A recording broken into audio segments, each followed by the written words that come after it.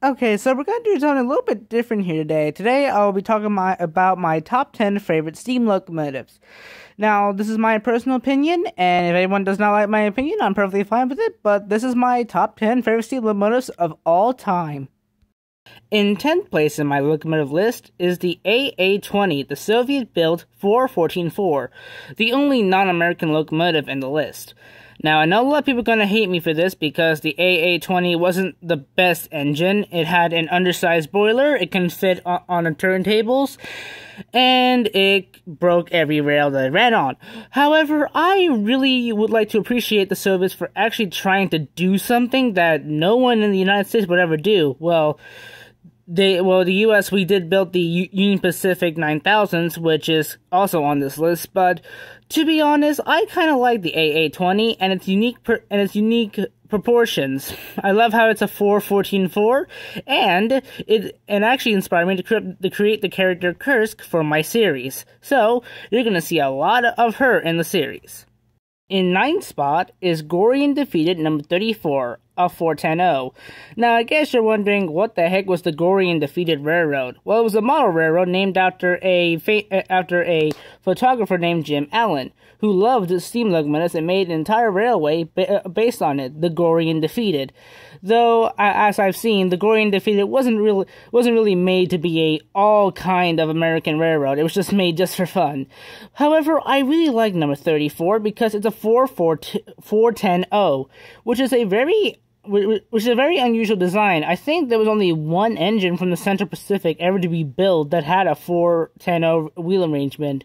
Now, these engines were known as Super Macedons. They're originally known as Macedons, but that went over to the 480s, like Norfolk and Western, now Strasbourg 475. However, I like 34 for her unique appearance, and trust me, you're going to see a lot of her in my series, and so that's why she's at number 9 on this list. In the 8th spot is Strasbourg 31, aka Canadian National 7312.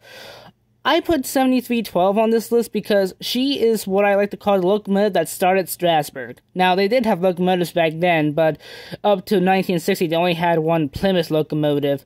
However, I love the 7312, which I prefer to call her, because she is the first ever steam locomotive to be returned to service after steam was technically wiped off the face of the earth in the United States. Steam was still going on in Britain at this time. However, I like 31, or 7312, whatever you want to call her, and she's been out of service since 2009. However, she will be back, hopefully, by the start of the Strasbourg 2023 season next year, because Strasbourg 90 is going for her FRA 15-year inspection. So, trust me, if I go to Strasbourg that time, you know you're going to see a lot of videos involving the 7312. Now, the 7th spot is a bit of an unusual one, but I'm going to go with it. It is Reading 225.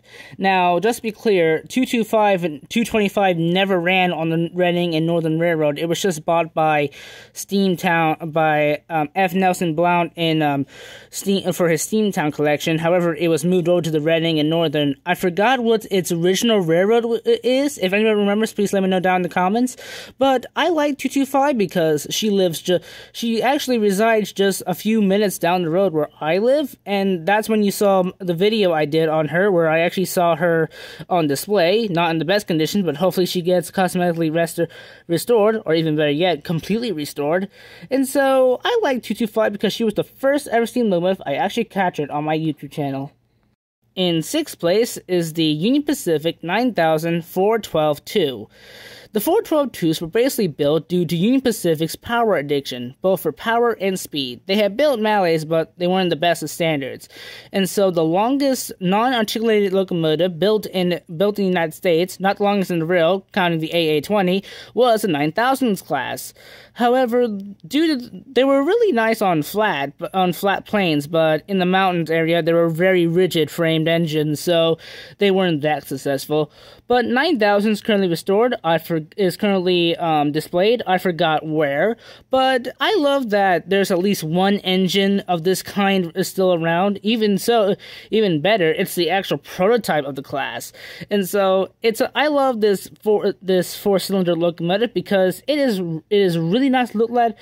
It's very unique, I would say, and it's a very cool engine to look at. And that's why she's at number 6. And now the top 5.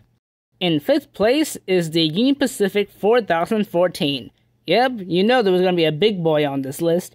I love the 4014. And I love how Union Pacific defied the odds and actually restored the 4014 to operational condition back in 2019.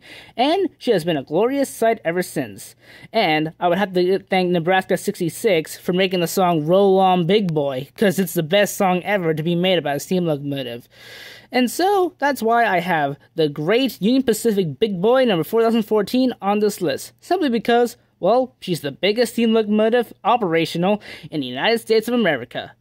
In 4th place is Canadian National 260 Mogul number 89, currently residing at the Strasburg Railroad.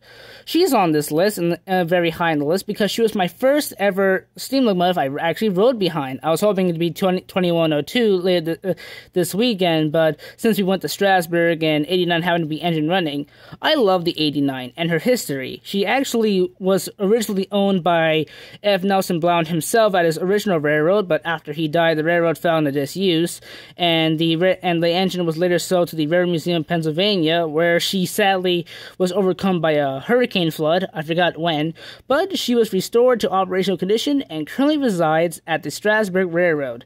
She was F. Nelson Blount's favorite steam locomotive, and she is the fastest engine in the Strasburg's fleet. And the 3rd spot is, well, this isn't a surprise, Sierra Railroad number 3. I love the number 3 due to her astounding history as a movie star. Yep, you heard me correct. Sierra number 3 appeared in a lot of movies, including Back to the Future Part 3 and several TV shows like Petticoat Junction and Casey Jones. Fun fact, her whistle is the whistle of the Polar Express. Personally, I like Sierra number 3 due to her unique design with her driving wheels somehow separated, and the fact that she appeared in 2 of my favorite old shows, Casey Jones and Petticoat Junction. And trust me, she's technically the real Polar Express because she has the voice of the Polar Express. I was kind of bummed that she didn't receive voice credit for that movie role, but hey, Sierra number 3 is still resides at the Sierra Railroad along with her colleague number 28, and hopefully she will bring more movie stars to the years to come. Now, just like 34 here, I'm going to put the Pennsylvania Railroad FG1 on this list. This is basically a model K&L trains made for their trains website, and it is based off what could have been the ultimate Pennsylvania Railroad steam locomotive. Back in the 1930s, I believe, they wanted to make a new steam locomotive for more power, and they took 2 steam locomotives, the T1 from Chesapeake and Ohio, and the Malays of the Norfolk and Western. They went with the J1 210-2s, but what would have happened if they made a 2662, the same wheel arrangement as the 1218? Well, this is the result, the Pennsylvania Railroad FG1. I love this engine due to its unique appearance and its astounding history, even though it never existed technically in real life, but we can all own it in trains someday, which I actually hope to do very soon, so if I do any trains videos, you know this engine will definitely appear. Just want to let everyone know before we go to the number 1 spot that I will be doing a honorable mentions of my community post once this video is posted, so go see that after you watch this video. And my favorite steam locomotive of all time for the number 1 spot is a 3-way tie between the Pennsylvania Railroad S1, Baldwin 60,000, and the Reading 2102. I love the Pennsylvania S1, despite anyone says it was a complete disaster, because of its very unique appearance and the fact that it's the largest passenger steam locomotive ever built in the world, a 4664, which, actually, I wish I would have seen up in operational condition, and trust me, she looks very nice to look at. Now, Baldwin 60,000, nobody's ever heard this engine, but this engine was the very first steam locomotive I ever saw in real life, despite the fact that she's currently a static display in the Franklin Institute in Philadelphia.